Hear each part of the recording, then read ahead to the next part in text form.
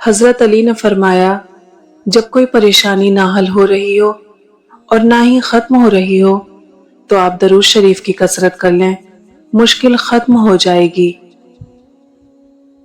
سورج کی کرنیں زمین پر پڑنے سے پہلے نیند سے اٹھ جایا کرو، کیونکہ اس وقت رزق تقسیم کیا جا رہا ہوتا ہے۔ تنہا انسان کو کبھی تنہا نہ سمجھنا، کیونکہ جو تنہا ہوتا ہے اللہ اس کے سب سے قریب ہوتا ہے۔ محبت کا اظہار تبھی کرو جب اسے نبھا سکو، بعد میں مجبوریوں کا سہارا لے کر کسی کو چھوڑ دینا وفاداری نہیں۔ جب دل تکلیف میں ہو تو سکون کے لیے سب سے بہترین جگہ سجدہ ہے۔ جمعہ کے دن سورہ یاسین پڑھنے سے تمام خواہشات پوری ہو جاتی ہیں۔ تنہا چلنا شروع کرو تو ہر راستے میں اللہ تھام لیتا ہے۔ جب تمہاری جان کو خطرہ ہو تو صدقہ دے کر جان بچاؤ، اور جب تمہارے دین کو خطرہ ہو تو جان دے کر دین بچاؤ۔ جو ذات رات کو درختوں پر بیٹھے پرندوں کو نیند میں گرنے نہیں دیتی، وہ ذات انسان کو کیسے بے یار و مددگار چھوڑ سکتی ہے۔ کبھی کسی کو دکھ مت دو، کیونکہ معافی مانگ لینے پر بھی دل میں درد باقی رہتا ہے، جس طرح دیوار سے کیل نکالنے پر سوراخ باقی رہتا ہے۔ تم اچھا کرو اور زمانہ تمہیں برا سمجھے، یہ تمہارے حق میں بہتر ہے، بجائے اس کے کہ تم برا کرو اور زمانہ تمہیں اچھا سمجھے۔ اگر چاہتے ہو کہ تمہاری دعا قبول ہو جائے تو دعا مانگنے سے پہلے درود شریف پڑھا کریں۔ ان دعاؤں پر اللہ تعالیٰ قبولیت کے دروازے کھول دیتا ہے، وہ کبھی رد نہیں ہوتی۔ دنیا والے زیادتی کریں تو مسکراتے ہوئے معاف کر دیا کرو۔ یوسف کو بھائیوں نے کنویں میں پھینک دیا تھا، اللہ نے انہیں بادشاہ بنا دیا۔ بے شک ہر مشکل کے بعد آسانی ہے۔ جو انسان تین چیزوں میں کسی تیسرے کو شریک نہیں کرتا، وہ اللہ کے محبوب بندوں میں سے ہوتا ہے۔ عبادت، محبت اور معافی، کیونکہ یہ سب پردے کی چیزیں ہیں۔ آپ محبت کا ہاتھ کسی جانور کے لیے بھی بڑھائیں تو وہ آپ کو مایوس نہیں کرے گا، لیکن انسان کسی کی دل سے کی ہوئی محبت کو بھی مٹی میں ملا دیتا ہے۔ انسان کو سکون حاصل ہو جائے گا اگر وہ سمجھ لے کہ ہر چیز اللہ کی مرضی سے ہوتی ہے۔ بہترین ہمسفر وہ ہے جب مشکلیں ٹوٹ پڑیں، آزمائشیں سخت ہوں تو وہ ہاتھ پکڑ لے اور کہے، لا تحزن ان اللہ معنا، غم نہ کرو، اللہ ہمارے ساتھ ہے۔ اگر زندگی کو خوبصورت بنانا ہے تو سہنا سیکھو، نظر انداز کرنا سیکھو، خاموش رہنا سیکھو اور اکیلے جینا سیکھو۔ تم استغفار کیا کرو، اللہ تمہاری ہر کمزوری کو قوت میں بدل دے گا اور ہر مشکل کو آسانی میں۔ بے شک ہر مشکل کے ساتھ آسانی ہے۔ جو شخص سورہ فاتحہ 100 بار پڑھ کر دعا مانگے، اللہ تعالیٰ اس کی دعا قبول فرمائے گا، اس کی ہر جائز مراد پوری ہوگی۔ زندگی کسی کی بھی آسان نہیں ہوتی، مگر جیت صرف رب پر یقین رکھنے والوں کی ہوتی ہے۔ کن پر یقین رکھو، آسانی ضرور آئے گی۔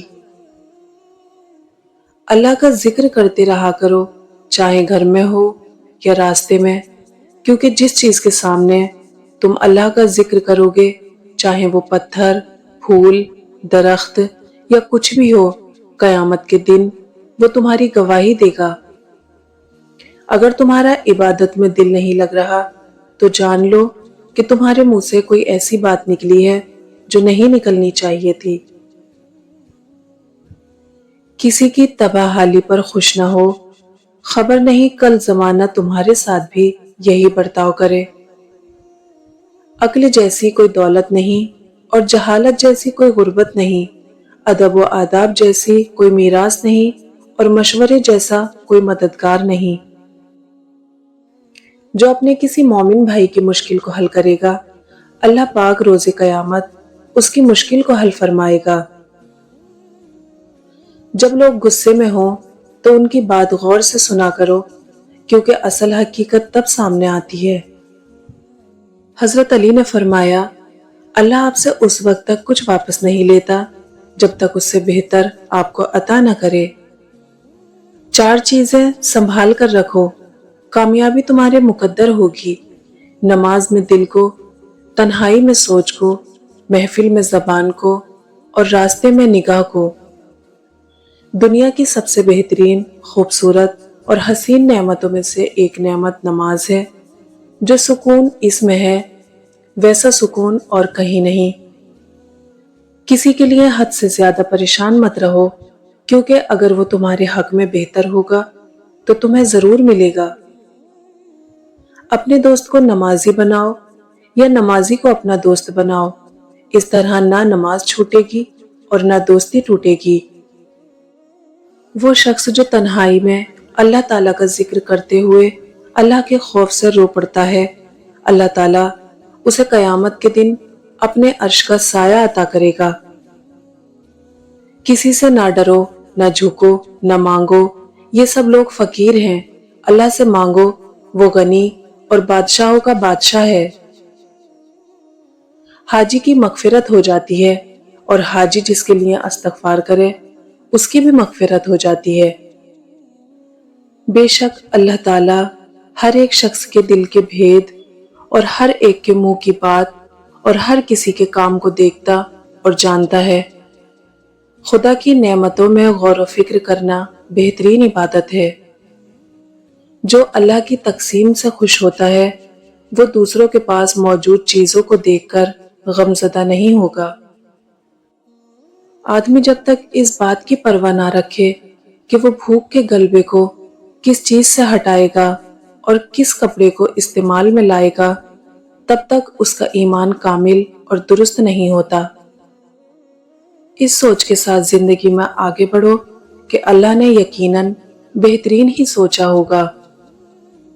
اگر دنیا میں سکون ہوتا تو لوگ اللہ کو بھول جاتے۔ سکون تو صرف ان لوگوں کے پاس ہے جو اللہ کی رضا کو اپنی رضا سمجھتے ہیں۔ جب سکون کی کمی محسوس کرو تو اللہ کے آگے توبہ کر لو کہ یہ ہمارے گناہ ہی تو ہیں جو ہمارے دل کو بے چین رکھتے ہیں۔ اکیلے ہونے کی سب سے اچھی بات یہ ہے جب آپ پریشان ہوں، آپ اداس ہوں، آپ کو سننے والا صرف آپ کا اللہ ہوتا ہے۔ نماز اور قرآن کے بعد اگر کوئی سکون دینے والی چیز ہے تو وہ شوہر اور بیوی کی محبت ہے۔ جب بندہ ایک دفعہ درود پاک پڑھتا ہے تو اس پر رحمت کے 70 دروازے کھول دیے جاتے ہیں۔ بارش کی بوندوں سے زیادہ اس پر رحمتیں برستی ہیں۔ جو چیز یا شخص آپ کو نہیں پسند لیکن آپ کو مل گئی، اس میں راضی رہا کرو، کیونکہ وہ اللہ پاک کی پسند ہوتی ہے۔ وہ چیز ہمیں کبھی بے سکون نہیں کرتی۔ حضور صلی اللہ علیہ وسلم نے ارشاد فرمایا، جو میری محبت کی وجہ سے اپنے بیٹے کا نام محمد یا احمد رکھے گا تو اللہ باپ اور بیٹے دونوں کو بخشے گا۔